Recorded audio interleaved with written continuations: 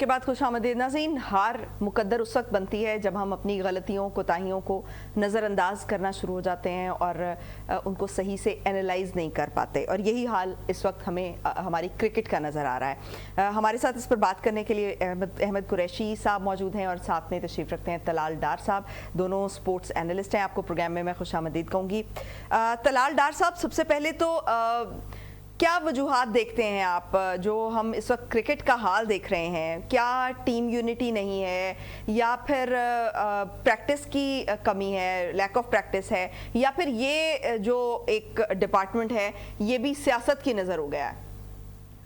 जी उस्मा, बिल्कुल आपने ठीक कहा कि सियासत ही सबसे बड़ा रीज़न है, सबसे बड़ी वजह है पाकिस्तान क्रिकेट टीम की ये जो हालत आज हो चुकी है। अगर हम देखें पिछले 5 साल में 5 पीसीबी चेयरमैन चेंज हो चुके। पहले एहसान मानी साहब थे और उनके साथ वसीम खान साहब काम कर रहे थे, फिर रमीज़ राजा आए, उसके बाद नजम सेठी आए, फिर ज़का अशरफ आए, अब मोहसिन नकवी साहब आ गए। और हर जो नया चेयरमैन पीसीबी आता है वो कुछ इतनी बड़ी चेंजेस करता है कि जिसकी वजह से टीम की यूनिटी डिस्टर्ब होती है, जिसकी वजह से टीम डिस्टर्ब होती है। कभी बाबर को कप्तान बनाया जाता है, कभी शाहीन को बनाया जाता है, कभी दोबारा बाबर को बनाया जाता है। अब आप देखिए कि हमारी जो क्रिकेट टीम है उसका सारा फोकस इस वक्त T20 क्रिकेट पे है। पीएसएल ने हमारी क्रिकेट टीम को काफी ज्यादा नुकसान पहुंचाया है क्योंकि हमारे खिलाड़ी लंबी तर्ज की क्रिकेट खेलना ही भूल गए हैं। हमारा सारा इस वक्त ध्यान इस पे है कि हम कनाडा में जाके T20 लीग खेलें, बांग्लादेश में खेलें, श्रीलंका में खेलें।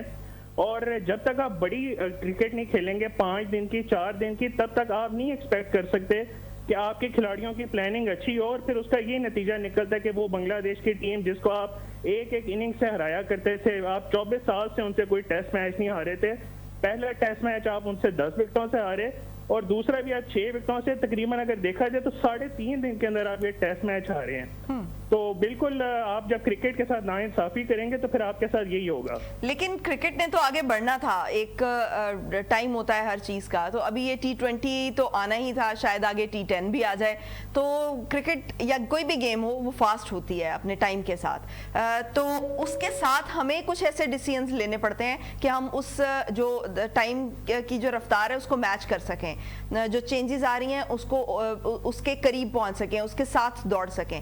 तो गलती तो इन दी एंड हमारी है। पीएसएल का या T20 का इससे कितना एक किरदार हो सकता है? देखिए, आपकी जो तीनों जो फॉर्मेट हैं उसमें डिफरेंट प्लानिंग होती है। एक 20 ओवर की क्रिकेट है, एक 50 ओवर की है। टेस्ट मैच में बॉल ही डिफरेंट है, पिचेस डिफरेंट हैं, प्लानिंग डिफरेंट होती है। बहुत से मुल्कों के जो है खिलाड़ी भी डिफरेंट हैं। आप उन्हीं खिलाड़ियों को वर्कलोड उनका मैनेज नहीं कर रहे हैं, उन्हीं को आप T20 क्रिकेट खिला रहे हैं, उन्हीं को ODI खिला रहे हैं, उनको टेस्ट खिला रहे हैं। अब एक बाबर आजम को इतनी ये जो खराब फॉर्म चल रही है उसकी एक वजह भी यही है कि उनको डोमेस्टिक क्रिकेट खेलने का, जहां पे जाके जब कोई किसी प्लेयर का बैड पैच होता है तो डोमेस्टिक क्रिकेट में जाके अपना बल्ला दोबारा सीधा करता है, दोबारा रन बनाता है। लेकिन बाबर आजम को वो टाइम ही नहीं मिल रहा क्योंकि वो T20 क्रिकेट पूरी दुनिया में जब खेलते रहेंगे तो उनको टेस्ट क्रिकेट पे फोकस करने का कब टाइम मिलेगा? राइट। अहमद कुरैशी साहब, आप क्या समझते हैं कि कौन इसका जिम्मेदार है? क्योंकि इस वक्त जो प्लेयर्स की फिटनेस लेवल है उस पर भी बहुत बात हो रही है। कहा यह जा रहा है कि फिटनेस लेवल नहीं है टेस्ट क्रिकेट खेलने की। देखिए, सबसे पहली बात यह है कि आपके मुल्क में स्टेबिलिटी नहीं है। जब मुल्क में स्टेबिलिटी ना हो तो जाहिर बात है पाकिस्तान क्रिकेट बोर्ड में कहाँ से स्टेबिलिटी आएगी। फिर आपकी जो आप देखें ना, पिछले कितने अरसे में कितने चेयरमैन चेंज हो गए, डायरेक्टर्स चेंज हो गए, लेकिन ये प्लेयर विदाउट किसी परफॉर्मेंस पिछले 2-3 साल की बुरी परफॉर्मेंसेस के बावजूद उधर के उधर हैं। तो कहीं ना कहीं इन प्लेयर्स को ये ओवर कॉन्फिडेंस है और वो ओवर कॉन्फिडेंस एक तरह से वैलिड भी है कि हम परफॉर्म ना करें या ना करें, हमें तो कोई टीम से बाहर नहीं करेगा। तो आई थिंक कि जब प्लेयर्स के दूसरा ये है कि आपकी जब मुल्क और आपकी कौमी क्रिकेट टीम से बड़े आपके इंडिविजुअल प्लेयर्स और इंडिविजुअल स्टार्स हो जाएं तो फिर इसी तरह के रिजल्ट सामने आते हैं। हम T20 क्रिकेट को या PSL को ब्लेम इस वजह से नहीं कर सकते कि फिर तो इंडिया में IPL होती है, इंडिया की टीम का भी सत्यानाश हो जाना चाहिए। इंग्लैंड में द 100 लीग होती है, उसका भी सत्यानाश हो जाना चाहिए। ऑस्ट्रेलिया में BPL होती है। तो अब तो हर मुल्क की एक लीग है। देखें, कहने का मकसद ये है कि आपके प्लेयर्स को खुद इतनी सेंस होनी चाहिए, खुद इतना जो है ना वो सेंस ऑफ रिस्पॉन्सिबिलिटी होनी चाहिए कि हमने अपने मुल्क के लिए जो है वो खेलना है और अपने मुल्क को प्रायोरिटी देनी है और फोकस करना चाहिए कि अपनी इंडिविजुअल माइलस्टोन्स को अचीव करने के बजाय ऐसी परफॉर्मेंसेस दें जो मुल्क के लिए बेहतर हों। आप देखें पिछले 2-3 साल में हमने कुछ अचीव नहीं किया है सच पाकिस्तान क्रिकेट टीम के पॉइंट ऑफ व्यू से अगर मैं बात करूं, सिवाय इसके कि बाबर आजम की कवर ड्राइव बहुत जबरदस्त है। बाबर आजम ओडीआई रैंकिंग में नंबर 1 है। शाहीन अफरीदी, रिजवान और बाबर आजम जो है वो आईसीसी अवार्ड्स वगैरह जीतते रहे हैं। तो मुझे ये बताएं कि अब उस रैंकिंग का या उस कवर ड्राइव का या इन आईसीसी अवार्ड्स का पाकिस्तान क्रिकेट को क्या फायदा हुआ? इंडिविजुअली तो इन प्लेयर्स की जो है वो एक अचीवमेंट बन गई, लेकिन पाकिस्तान क्रिकेट टीम का जो है वो जनाजा निकल गया, क्योंकि इन लोगों ने ये समझना शुरू कर दिया कि हम अनटचेबल हैं। और देखिए, जब तक बोर्ड में, चाहे वो चेयरमैन हो बोर्ड के या डायरेक्टर क्रिकेटिंग ऑपरेशंस हो, इस तरह के लोग जब तक एक चेक एंड बैलेंस नहीं रखेंगे तब तक आप जो है वो इसी तरह की परफॉर्मेंसेस आती रहेंगी। देखिए, इंडिया में अभी आईपीएल हुआ तो आईपीएल जिताया श्रेयस अय्यर ने कोलकाता नाइट राइडर्स को। उसी श्रेयस अय्यर की इंडियन क्रिकेट टीम के स्क्वाड में जगह ही नहीं बनी T20 वर्ल्ड कप के लिए, जबकि पाकिस्तान में अगर कोई पीएसएल के 1-2 मैचेस में परफॉर्मेंसेस दे के आ जाए तो उसको सीधा पाकिस्तान टीम में ले आते हैं। यहाँ पे एक ऐसा प्लेयर जिसने अपनी टीम को एज ए कैप्टन आईपीएल जिताया, उसकी जो है वो स्क्वाड में ही जगह नहीं बनी।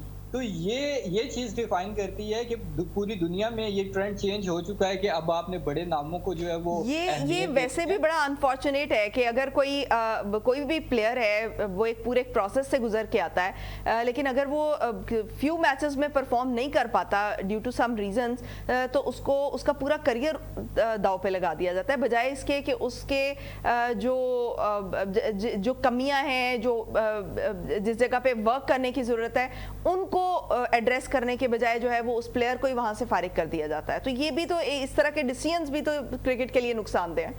देखें उस्मा, अभी से पहले के प्लेयर्स के बारे में आप ये बात कह सकती हैं कि उनके साथ ज्यादतियां होती रही, जैसे यासिर शाह है। यासिर शाह ने आपका 200-250 साल का रिकॉर्ड तोड़ा। उसके बाद यासिर शाह जो है उनके 5 विकेट हॉल आई थिंक 10+ हैं।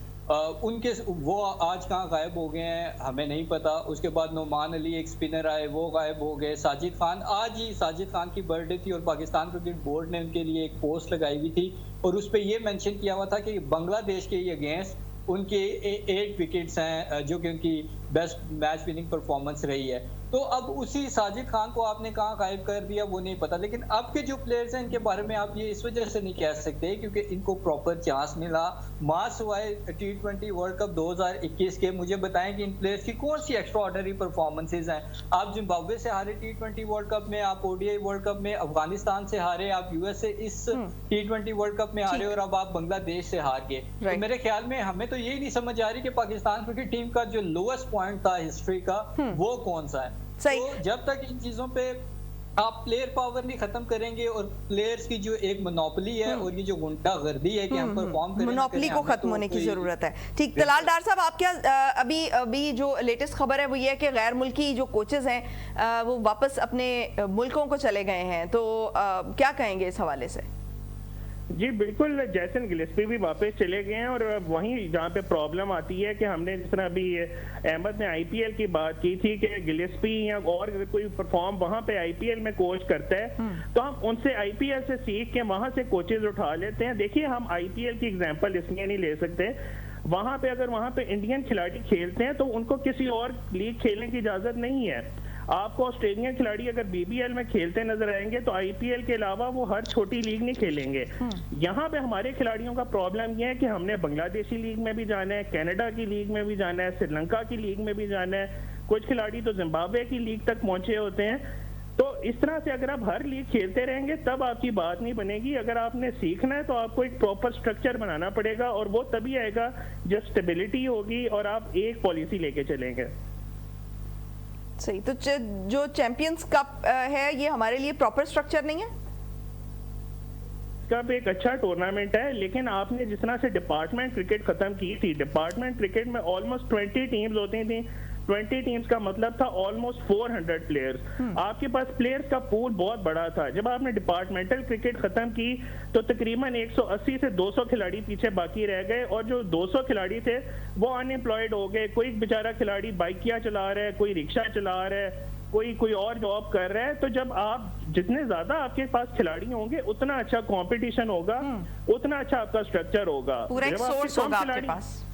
बिल्कुल, वरना फिर यही होगा कि चंद खिलाड़ी पीछे रह जाएंगे और फिर उनकी मोनोपोली होगी, वो अपनी मर्जी से आपको डिक्टेट कराएंगे, अपनी मर्जी के सेंट्रल कॉन्ट्रैक्ट बनवाएंगे, उसी मोनोपोली के जरिए ब्लैकमेलिंग होगी फिर। बिल्कुल बिल्कुल। और जिस तरह सेंट्रल कॉन्ट्रैक्ट में ये फिर खिलाड़ियों ने अपनी मर्जी की शर्तें, अपनी मर्जी की तनख्वाहें रखवाई, अपनी मर्जी की कॉन्ट्रैक्ट ड्यूरेशन रखवाई, और ये भी लिखवा लिया कि जी हमें एनओसी दिया जाएगा लीग्स खेलने का। तो फिर जब ऐसी बातें होंगी, डिक्टेट किया जाएगा, तो फिर यही हाल होगा। सही, बहुत शुक्रिया। तलाल डार साहब हमारे साथ मौजूद थे। अहमद कुरैशी साहब आपका भी बहुत शुक्रिया। मियां सफर रहमान साहब आपका भी बहुत शुक्रिया। नाज़रीन, आज के लिए इतना ही। कल होगी आपसे दोबारा मुलाकात। मुझे दीजिए इजाज़त। पाकिस्तान की हमेशा पाइंदगी की दुआ के साथ। अल्लाह हाफ़िज़ नासिर।